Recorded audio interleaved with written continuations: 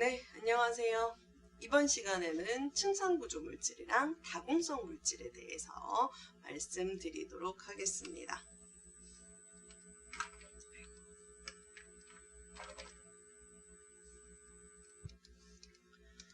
네, 일단 저희 배터리라고 하는 것들이 참 많이 개발되고 있죠. 다양한 형태. 그래서 전기차에도 많이 사용이 되고 있고, 결론적으로는 다양한 친환경 방법으로 만들어지는 이런 전자들을 잘 보관할 수 있는 그런 이제 캐패시터라거나 이런 것과 관련이 되어져 있습니다. 그래서 이런 배터리에 사용되는 물질들 중에 개발되는 물질들 중에 다양한 물질들이 있는데요. 그 중에서 하나인 이제 층상구조 물질이라거나 아니면은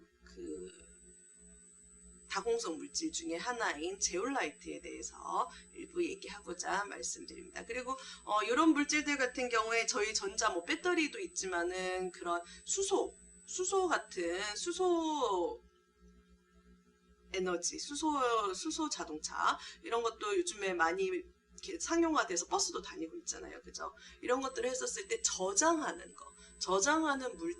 물질로 사용이 될 수 있고요. 그 중에 첫 번째로는 일단은 레이어 구조를 가지는 이런 물질들이 있습니다. 그래서 충전되는 것은 결국은 리튬이 들어와서 보관이 되었다가 리튬이 환원 상태로 있다가 산화되거나 이런 과정을 통해서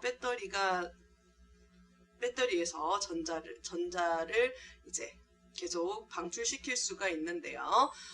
그래서 여기 보시면은 산화물 구조 중에서 리튬 코발트 옥사이드라고 하는 것이 지금 현재 많이 사용되고 있는 배터리의 물질 중에 하나입니다. 그래서 이 물질은 층상 구조를 가지고 있고요. 중간에 보시면은 여기에 이제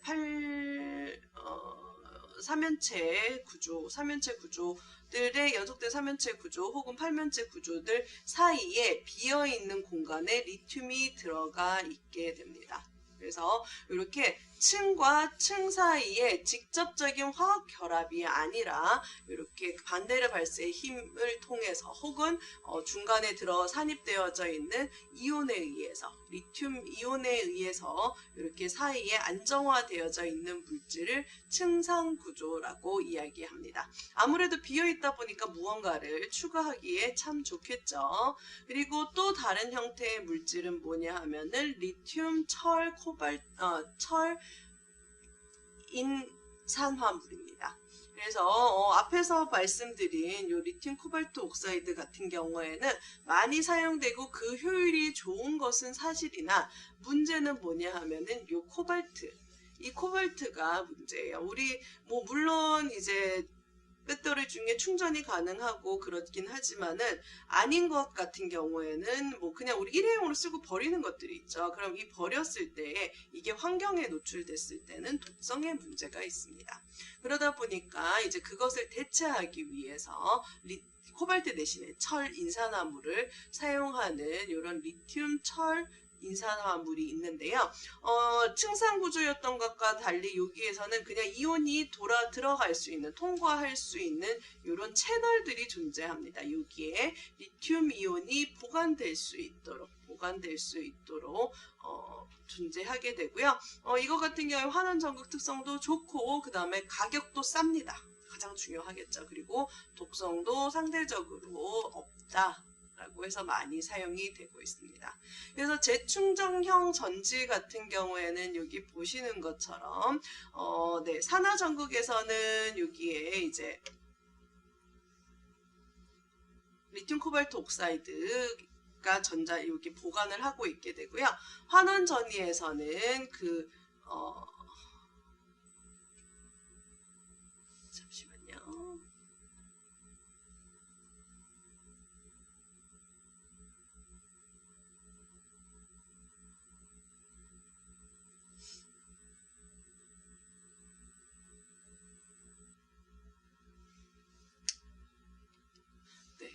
그림이랑 지금 이게 크로스가 돼 있어가지고 제가 조금 헷갈렸네요.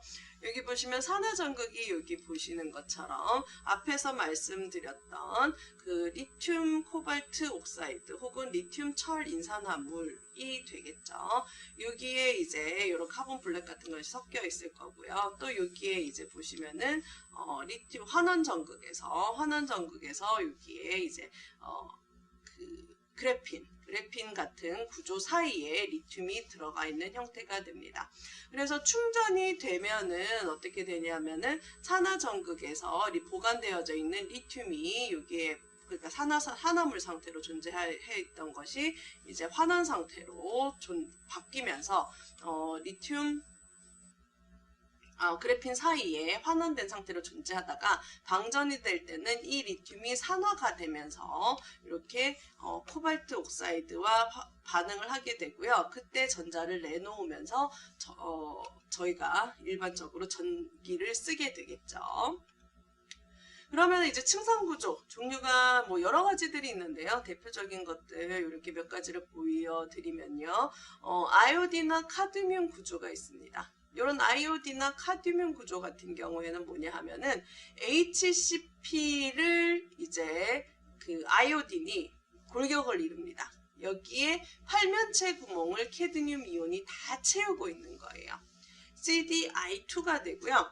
여기에서 이제 여러분께서 결정 구조를 조금 배우셨다면은 HCP나 FCC와 같은 최조밀 사인 구조 안에 존재하는 팔면체 구멍, 옥타헤드럴이라고 했죠. 팔면체 구멍의 개수는 음이온의 개수와 같습니다. 제가 왜 이 이야기를 말씀드리냐 하면요.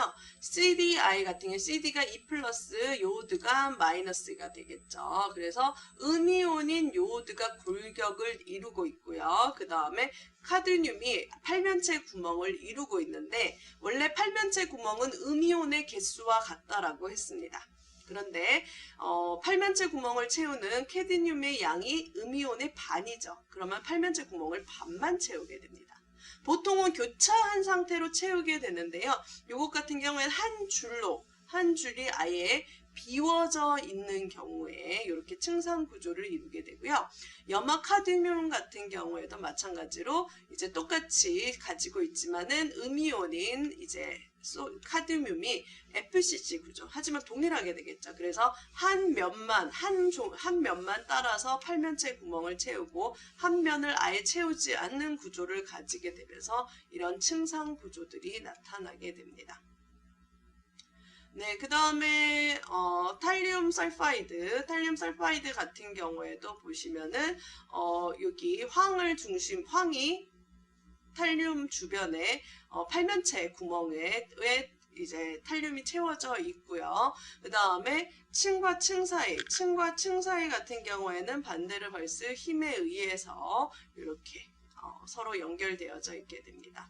그 다음에 네오듐 설파이드 같은 경우에도 마찬가지죠. 그래서 여기 보시면은 팔면체 구조가 이렇게 잘 보이도록 나와져 있습니다. 그리고 이 층과 층 사이의 결합 같은 경우에는 화학적인 결합이라거나 이온 결합이 아니라 반데르발스의 힘에 의해서 결합이 되어져 있다 보니까 힘이 아주 약해요. 우리 반데르발스 힘으로 이루어져 있는 층상 구조의 가장 대표적인 건 뭐예요? 그래핀입니다. 그래핀 같은 경우에는 우리 흑연이라고도 하죠. 흑연이 가지는 구조인데요. 이 흑연 구조는 육각형의 이제 그 벤젠링들이 쭉 연속적으로 있는 구조를 가지고요. 파이파이 결합을 통해서 그 전자들이 자유롭게 이동할 수 있어서 전도도를 가집니다. sp2 결합을 하게 되고요. sp2 결합을 하게 되고 여기에 이제 쭉 전자들이 있는데 문제는 그러다 보니까 층과 층이 로 존재하게 됩니다. 그래서 우리가 이 층상 구조를 이루기 때문에 연필로 쓸 수 있는 이유 중에 하나가 이 간의 반데르발스의 힘이 워낙 약하다 보니까 물리적으로 우리가 누르면요. 이 반데르발스 힘이 끊어지게 돼요. 그래서 끊어지다 보니까 일부의 층이 종이에 남아있게 되겠죠. 그걸 통해서 우리가 연필로 쓰게 되는 겁니다. 그래서 그런 것처럼 반데르발스의 힘은 아주 약한 상태로 존재하게 됩니다. 그래서 이런 층상 구조 사이에는 어쨌든 물리적으로 공간이 존재해요. 공간이 존재하다 보니까 이 사이에 무언가 우리가 넣어줄 수가 있습니다. 그래서 이것을 넣어줌으로써 삽입 화합물이 들어갈 수 있겠죠. 그래서 삽입 화합물이 이 층 사이에 들어갈 수 있고요. 이로 인한 층간 공간의 변화 같은 경우에는 이제 0.16 나노미터, 그러니까 117 피코미터 이런 식으로 옹스트롱 단위가 되겠네요. 1.6 옹스트롱, 1.1 옹스트롱, 그죠? 이런 옹스트롱 단위에서의 간격 변화가 나타날 수 있습니다. 어떻게? 이런 다양한 물질들을 사이에 넣어줌으로써 큰 물질을 넣어주면 넣어줄수록 그 간격은 점점 더 커지고요. 작은 물질을 넣어줄수록 그 간격은 작아지겠죠. 그래서 지금 여기에 보시면 앞에 있는 요 알칼리 금속이 층과 층 사이에 들어가 있게 되고요. 이 물질에 따라서 간격의 변화가 이렇게 나타나게 됩니다. 네, 그래서 양극재로 사용되는 물질들 앞에서 말씀드렸던 리튬 코발트 옥사이드 아니면 리튬 코발트 대신에 코발트랑 니켈, 망간을 같이 섞기도 하고요. 여기도 보시면은 알루미늄 섞기도 하고요. 망간을 코발트 대신 쓰기도 하고 철이나 인을 대신 쓰기도 합니다. 공통점은 뭐냐 하면요. 층상 구조여서 층과 층 사이에 빈 공간이 존재하거나요. 아니면 공간과 공간 사이에 채널이 존재해서 비어있는 공간에 리튬 이온이 들어갈 수 있다라는 겁니다. 네, 그래서 이렇게 공간이 존재해야지만은 우리가 원하는 물질들을 보관할 수 있겠죠. 그래서 이 관련된 정보는 여러분께서 관심 있으신 분들께서 자세히 읽어보시면 될 듯 합니다. 네.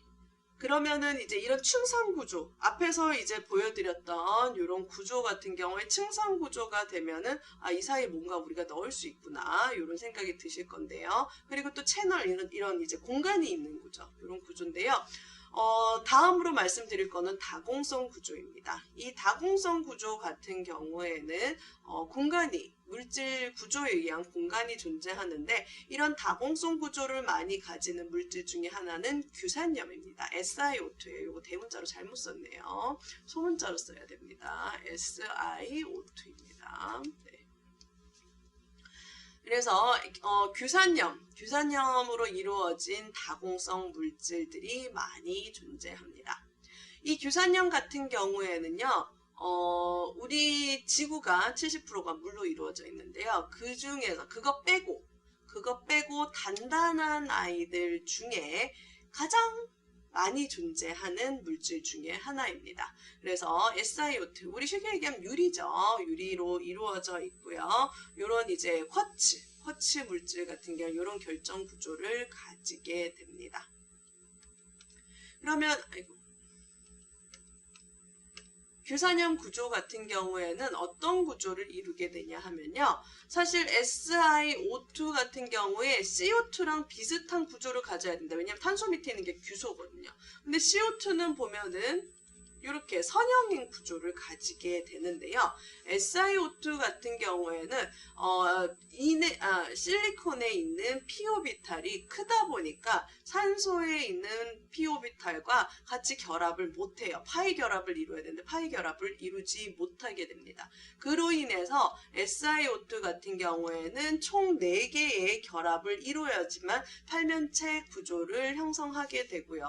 그로 인해서 메세인과 동일하게 이렇게 사면체 구조를 이루게 됩니다. 그래서 사면체가 한 단위로 움직이게 됩니다. 그래서 여기에 보시면은 사면체 구조로 그림을 그려줬고요. 그 다음에 이것을 기본으로 해서 주변에 이제 연속적으로 쭉 연결이 되는 거죠. 어떻게? 산소를 공유하면서 쭉 연속적으로 결합이 되는데요. 여기 보시는 것처럼 일렬로 이렇게 쭉 결합이 될 수도 있고 위아래도 될 수도 있고요. 이렇게 교차하는 식으로 될 수도 있고 또 이렇게 3개가 모여서 이런 공간을 만들기도 하고 6개가 모여서 이런 육각형 공간을 만들기도 합니다. 어쨌든 이렇게 이제 쌓다 보면 어떻게 되냐? 빈 공간이 생기게 돼요.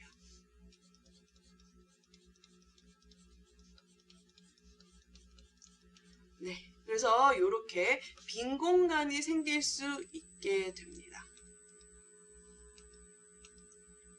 그래서 골격체 구조 같은 경우에 보시면요.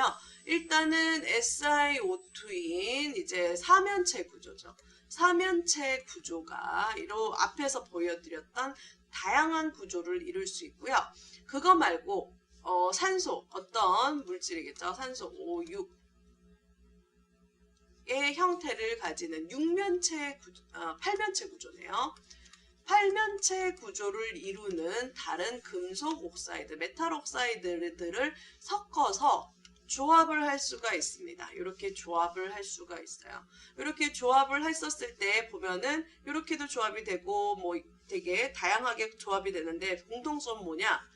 빈 공간들이 어떻게 결합되느냐에 따라서 빈 공간들의 크기가 지금 달라지는 것을 볼 수 있습니다.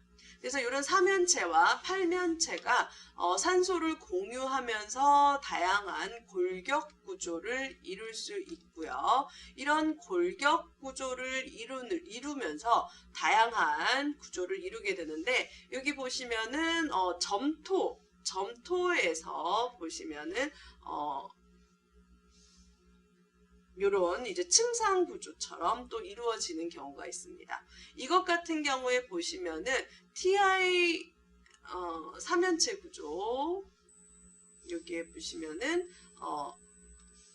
SI라고 해야 되겠네요. SiO4 네, SiO4와 그 다음에 사면체의 메탈 옥사이드, 팔면체 구멍들이 구조들이 어떻게 연결되냐면은 중간에 팔면체 구조가 있고 그 위아래로 사면체 구조를 가지는 SiO2가 배위되어져 있는 형태로 그리고 그 다음에 사면체가 오는 게 아니라 다시 팔면체가 오는 게 아니라 사면체가 오면서 요 사이에는 빈 공간이 존재하는 구조를 이루게 됩니다. 이런 것들은 점토에서 많이 발견되고요. 그래서 우리 점토 같은 경우에 만지면 어떻게 돼요? 미끌미끌하죠. 미끌미끌한 게 뭐냐 하면은 이 층과 층 사이가 밀리기 때문이에요. 밀리기 때문에 미끌미끌하고요. 이 층과 층 사이에는 산소가 이쪽으로 노출이 돼 있잖아요. 그죠? 산소가 노출이 되어져 있다니까 산소는 보통 마이너스 전하, E- 전하를 가집니다.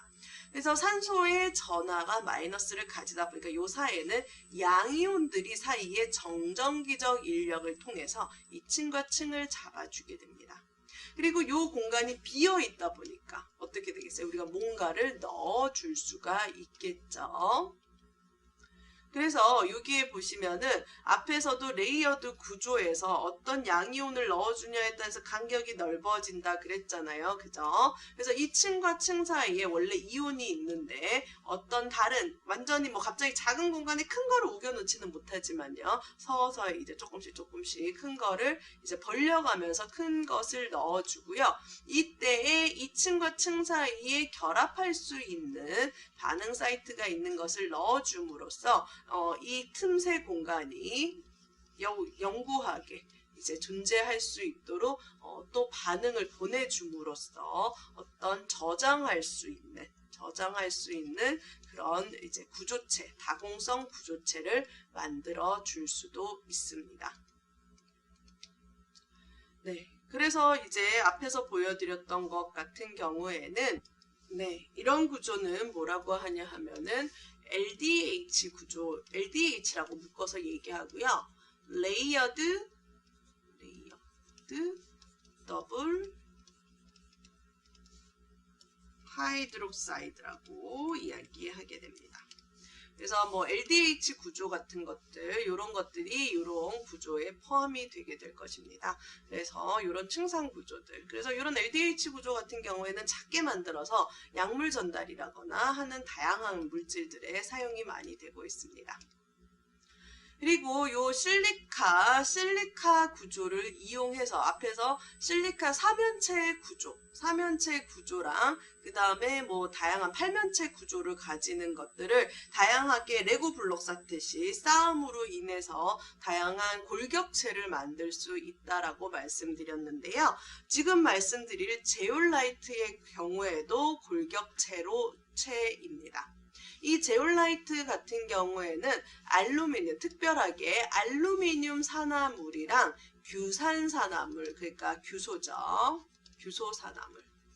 규소 산화물과의 결합을 통해서 나타나는 거고요. 이 결합들이 교체적으로 교차하면서 이루어지면서 다양한 구조, 골격 구조체를 이루고 이런 빈 공간을 만들어주게 됩니다. 그래서 큰 틈이 존재하는 다공성 물질이 됩니다. 그래서 그리고 네, 요거는 넘어갈게요. 그래서 이런 다양한 다공성 물질을 이루게 되고 제올라이트는 정말 연구가 많이 되어져 있고 실제로 상용화로 대량 생산도 가능하고요. 다양한 형태의 제올라이트들을 만들 수가 있습니다.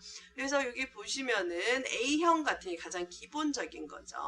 A형 같은 경우에는 이렇게 뭐 팔면체와 정육면체가 전체적으로 쭉 되어져 있고요. X형, Y형 같은 경우는 아마 이 형태 이렇게 X, 그 다음 뭐 Y 이런 형태로 보여지는 것을 가지고 X형, Y형이라고 하지 않나 라는 생각이 드는데요. 말씀드렸던 것처럼 알루미늄 옥사이드와 실리카를 그 단위체를 어떻게 쌓느냐에 따라서 다양한 구조체를 골격체를 이룰 수 있고 공통점은 뭐다? 이 공간, 비어있는 공간들이 존재한다는 겁니다.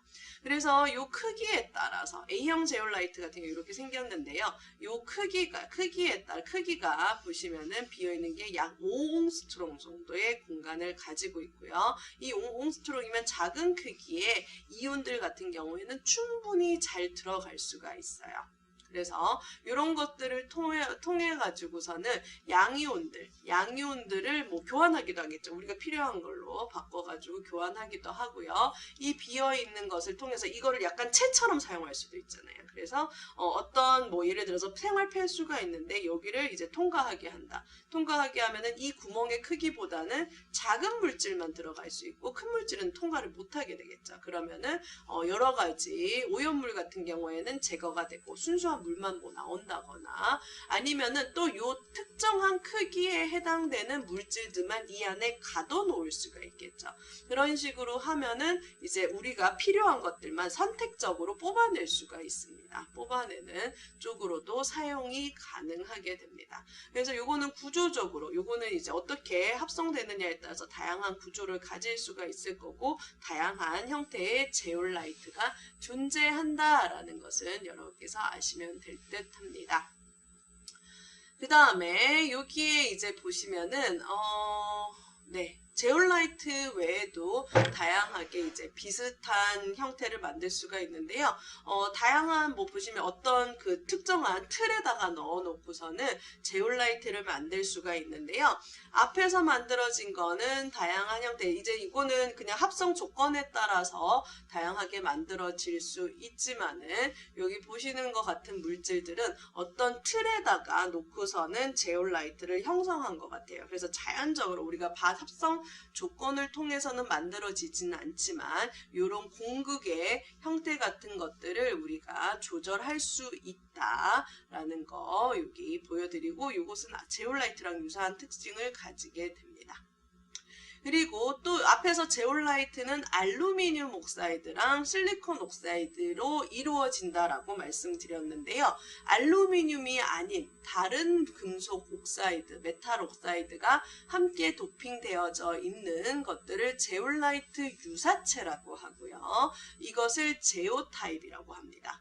그래서 여기 보시면은 제올라이트 유사체 같은 경우에 여기 타이타늄 옥사이드가 사용된 거, 이때는 팔면체네요. 팔면체인 타이타늄 옥사이드가 실리콘 옥사이드와 함께 사용이 된 이제 제오타입 같은 경우에는 이런 형태고 ETS10이라고 이야기하고 이런 구조를 가지고 있습니다. 그리고 타이타늄 옥사이드와 함께 이제 포타슘을 넣어주게 되었을 때는 이 포타슘에 의한 이런 구조체를 이루게 되고요. 그 다음에 타이타늄 옥사이드 외에도 니켈 옥사이드와 포스핀 옥사이드를 섞어줌으로써 여기 보시면은 약 0.88 나노미터의 공급, 되게 커요. 사실 이런 구조는 네, 큰 구멍을 가지는 구조를 만들 수도 있습니다. 네, 그래서 앞에서 말씀드렸듯이 이런 구멍 같은 경우에 특정한 크기를 가지기 때문에요. 말씀드렸던 것처럼 특정한 물질을 분리해내거나 농축해낼 때 사용이 될 수가 있는데요. 우리 세슘 같은 경우에 얼마 전에 난리였었죠. 네,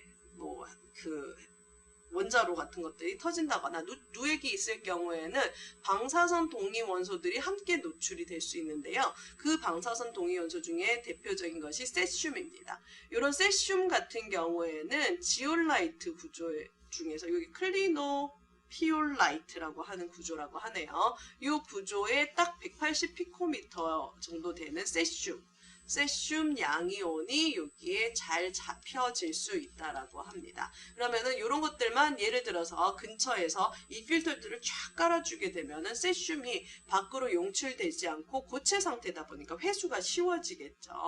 이런 식으로도 사용이 될 수 있습니다. 그 다음에 알루미늄 포스페이트의 구조 이런 거 이제 어떻게 보면은 제올라이트랑 유사한 구조겠죠. 여기도 마찬가지로 이런 단위체들의 조합에 의해서 이런 공극들이 형성될 수가 있고요. 이런 것들은 금속 여기에다가 이제 금속 같은 걸로 치환해주면요. 특히 전이금속 같은 경우에는 산화환원 반응이 활발히 일어날 수 있어서 촉매로도 사용이 될 수 있습니다. 네, 그래서 분자 분리, 이런 이제 다공성 물질들은 분자 분리에도 많이 사용이 될 수가 있고요. 그 다음에 이런 이제 구조 안에서, 브랜스테트 로리의 산으로 사용이 되면서 이런 반응의 촉매 반응으로도 사용이 될 수 있는데요. 단순히 촉매 반응으로만 사용이 되는 것뿐만 아니라 이 크기라는 제약을 통해서 선택적인 촉매 반응이 일어날 수 있습니다. 그래서 우리가 원하는 특정한 구조, 특정한 크기의 분자만 산화 반응이, 환원 반응이 일어나게 한다거나 하는 식으로 반응이 일어날 수 있습니다. 네, 그리고 이런 것들 역시 이런 촉매들에 많이 사용이 될 수 있고요. 그래서 이런 것들은 여러분께서 한번 읽어보시면 되지 않을까 합니다. 그리고 이런 물질 같은 경우에 수소 조정에도 많이 사용이 될 수 있고요. 수소 분자 같은 경우에 약 한 0.3 옹스트롱, 보통 CO2, CO, 메테인 같은 것들이 다 크기가 한 0.4 나노미터, 그러니까 4옹스트롱에서 3옹스트롱 정도의 크기를 가지고 있습니다. 그런데 이런 이제 제올라이트라거나 아니면은 제오 타입 같은 경우에 공극의 크기들이 여기 보시는 것처럼 이런 분자랑 비슷한 크기를 가지고 있습니다. 그러면 이 분자들이 어떻게 되겠어요? 이 안에 잘 잡힐 수가 있겠죠. 이런 이제 잡힐 수가 있어서 이런 수소 보관하는 수소 저장물로 쓰인다거나 아니면 우리 요즘에 이제 그러니까